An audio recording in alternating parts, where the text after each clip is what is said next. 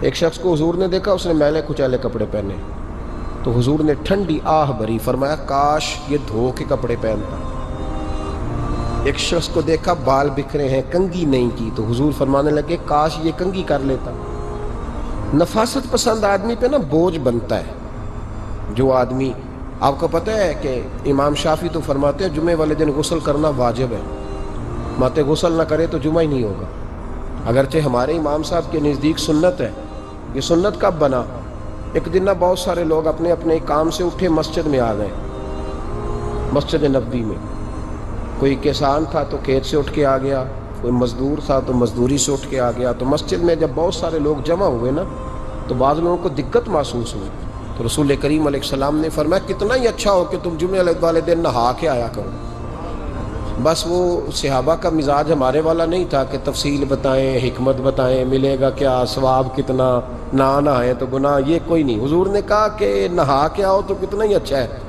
پھر کسی صحابی نے کبھی بھی بغیر غسل کیے جمعہ ادا ہی نہیں کیا، کسی نے بغیر غسل کے کبھی جمعہ ادا ہی نہیں۔ دیکھیں نا، اسلام بڑا خوبصورت دین ہے۔ حضور نے فرمایا جو کچا پیاز کھائے وہ مسجد نہ آئے، پہلے مسواک کرے، دانت صاف کرے پھر آئے۔ نبی پاک صلی اللہ علیہ وسلم نے فرمایا جو کچی مولی کھائے مسجد نہ آئے۔ مولی کھانا جائز ہے، پیاز کھانا جائز ہے، لیکن منہ سے بدبو آتی ہے۔ نبی پاک علیہ السلام کا ظاہری حسن کیا بات ہے۔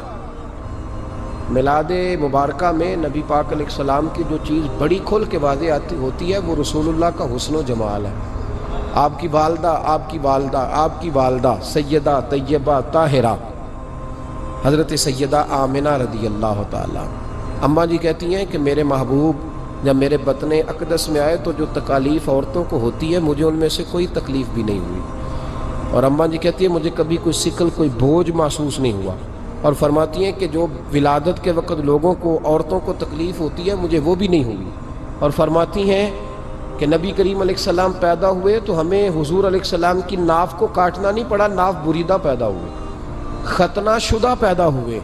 آپ کو پتہ ہے عورتیں غسل دیتی ہیں بچے کو پیدا ہونے کے بعد، لیکن میرے محبوب نے سجدہ ہی کر لیا پیدا ہوتے ہی، امتی امتی کہتے ہوئے پیدا ہوئے۔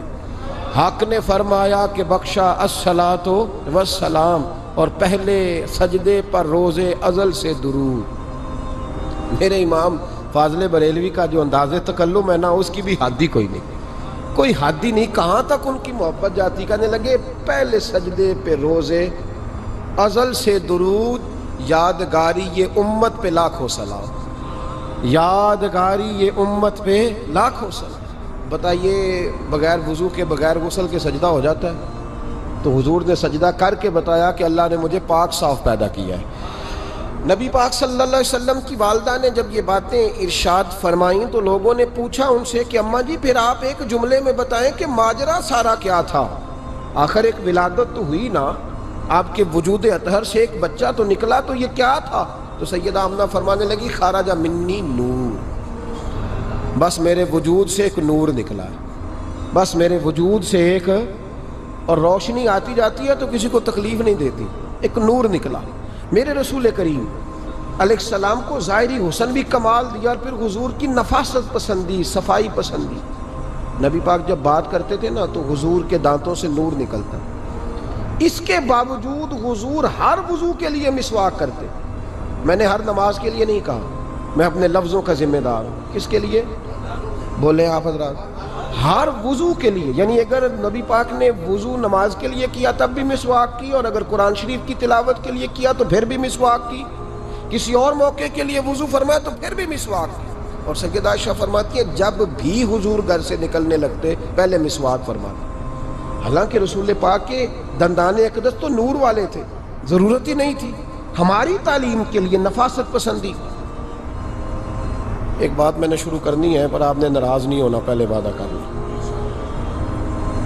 جڑے نہیں بولے انہوں نے کی ارادہ ہو جانا ہے، چلو ہو جائے، کوئی گل نہیں، خیر ہو جائیں آپ ناراض۔ نبی پاک نے بڑی مونچھیں نہیں پسند کی، حضور کو اچھی نہیں لگتی۔ ایک بات پوچھتا ہوں آپ سے، یہ درد دل ہے میرا اور صرف سمجھانے کے لیے عرض کر رہا ہوں، کوئی تنقید نہیں، اللہ تعالیٰ مجھے نیت کا وضو عطا کرے۔ ایک بات بتانا، اگر بہو کھانا پکا کے لائے اور سالن سے بال نکل آئے تو پھر اس کا کیا حال ہوتا ہے؟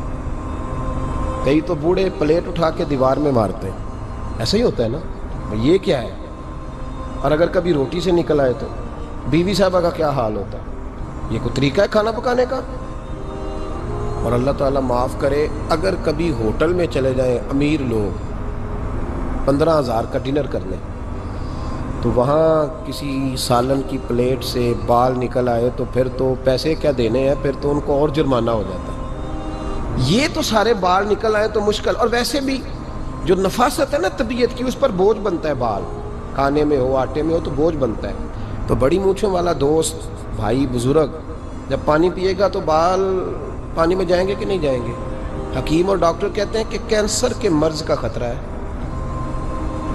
اب باقی بھی راضی نہ ہوں، حضور نے بڑی مونچھیں بھی پسند نہیں کی اور چھوٹی داڑھی بھی پسند نہیں کی۔ حضور نے فرمایا داڑھیاں بڑھاؤ، مونچھوں کو پست کرو، مشرکین کی مخالفت کرو۔ اور ایک مقام پہ رسول پاک علیہ السلام نے یہاں تک فرمایا کہ جو مونچھیں پست نہیں کرتا وہ ہم میں سے ہے ہی نہیں۔ نے سخت لفظ، ایک صحابی تھے، آپ یقین کریں نا، کئی دفعہ دوستوں کو کہنا پڑتا ہے، اور کئی دفعہ نا مجھے محسوس ہوتا ہے کہ یار ہم روز ہی کہتے ہیں، لیکن کہتے پتہ کیوں ہے کہ بوجھ بنتا ہے وہ بندہ جو اس طرح کی تباہ کے ساتھ آتا ہے، جو حضور نے پسند نہیں کیا۔ ایک شخص نبی پاک کے سامنے آیا، قاضی عبدالدائم دائم صاحب نے لکھا ہے، بڑی خوبصورت بات لکھی ہے، کہنے لگے حضور کے سامنے وہ اکثر آیا کرتا تھا تو مونچھیں بڑی تھی، حالانکہ داڑھی بھی بڑی تھی، مونچھیں بھی بڑی تھی۔ 2-4 دفعہ حضور نے باتوں باتوں میں تات اللفظ سمجھایا۔ کچھ بندے نہیں سمجھتے، تات اللفظ سمجھاؤ یا بڑا کھول کھول کے سمجھاؤ پر بات سمجھنے کو تیار نہیں ہوتے۔ پتہ نہیں کیا ایسا حسن ہے بھئی، جو حسن نبی پاک نے پسند نہیں کیا وہ کبھی حسن ہو سکتا ہے، کبھی خوبصورتی ہو سکتی ہے، وہ کسی کا ذاتی کلچر تو ہو سکتا ہے پر دین کی تہذیب نہیں۔ نبی کریم علیہ السلام نے کئی دفعہ سمجھایا تو ان کی سمجھ میں بات نہ آئی۔ ایک دن وہ بیٹھے ہوئے تو حضور نے ایک صحابی سے فرمایا کینچی لاؤ، کہنے لگے میں سمجھ گیا کہ میرے ساتھ کچھ ہونے لگا ہے۔ ساتھ ہی حضور نے فرمایا ایک مسواک بھی لانا، کہنے لگے میں نے کہا بچت ہو گئی، میرے تو دانت صاف ہے۔ تو یہ شاید اس کی بات ہونے لگی ہے جس کے دانت بھی ٹھیک نہیں۔ دونوں چیزیں جب آ گئی نا تو حضور اٹھے اور نبی پاک نے مسواک ان کے ہونٹوں پہ رکھی، اسی سے آبی کی ہونٹوں کے اوپر مسواک رکھ کے تو اوپر سے حضور نے مونچھیں کاٹ فرمایا یہ نہ ایسا کرو، یہ چیز مجھے پسند نہیں ہے۔ حضور نے نفاست پسندی کو، اب تو اللہ تعالیٰ خیر کرے ملانگ آ گئے ہیں مارکیٹ میں، ملانگ درویشی فقیری، ان کے پاس رش بھی زیادہ ہے، ان کے درباروں پہ بھی رش زیادہ ہے۔ ہاں جی، کہتے ہیں حضرت صاحب درویش آدمی ہے، بھئی روٹی تو پورے ٹائم پہ کھاتا ہے، مونچھیں کٹوانے میں ہی درویش ہو گیا ہے، نہ بال کٹواتا ہے نہ مونچھیں کٹواتا ہے۔ یہ گرو نانک کی تعلیمات ہے، یہ نبی پاک کی تعلیم نہیں۔ وجود کا کوئی بال نہ کٹوانا یہ سکھوں کا طریقہ ہے، مسلمانوں کا یہ انداز، یہ کدھر کی فقیری ہے؟ دین کوئی غلاظتوں والا معاذ اللہ، کہ بابا کپڑے نہیں بدلتا، بابا غسل نہیں کرتا، بابا بال نہیں کٹواتا، بابا ہے پاگل ہے؟ قطعی طور پر کوئی فقیری نہیں، فقیری صرف وہ ہے جو میرے نبی نے کیا۔